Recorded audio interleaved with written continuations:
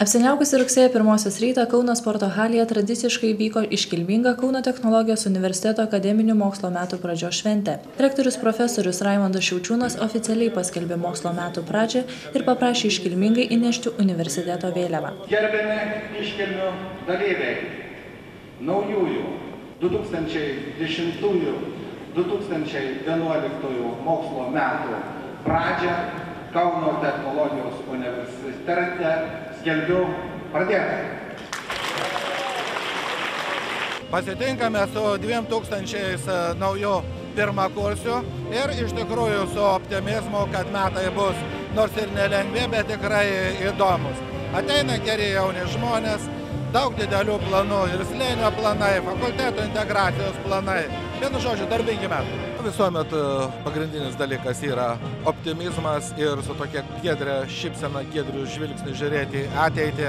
Visokie kažkokie tai sunkumai, jie būna tik tai laikini. Jeigu dirbsi, jeigu tikėsi, viskas bus gerai. Pirmakursius prisidėjusius prie gausaus būrio draugų pasveikino KTU SA prezidentas Mindaugas Grajauskas, kuris taip pat vadovavo visų KTU pirmakursių priesaikai.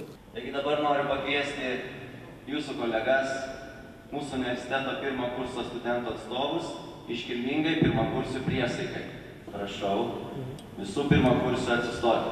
Po kiekvienos jūsų kolegos pastraipos sakome visi pasižadame. Šią šventišką imatrikuliacijos akto valandą mes, Kauno technologijos universiteto pirmo kurso studentai, tapdami visateisiais akademinės bendruomenės nariais ir suvokdami savo atsakomybę valstybei ir visuomeniai, iškilmingai pasižadame ugdytis taurios asmenybės bruožus, siekti išsilavinimo, mylėti darbą, gerbti žmogų, vadovautis universiteto vėliavoje įrašytais mokslo, kūrybingumo ir doros principais. Pasižadame.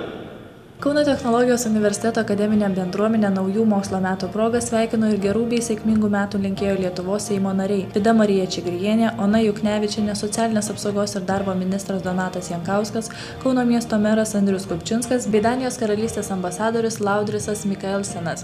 Svečių gretose taip pat sėdėjo Seimo narė Dalia Teišerskytė. Nuo gausiai susirinkę į Kauno sporto halę pirmakursiai nekantravo įsilieti į studentų gretas. Kokiom nuotaikom pasitinki šią rugsėjo 1, būdamas jau studentas? Labai linksma ir labai taip toks virpuliukas yra.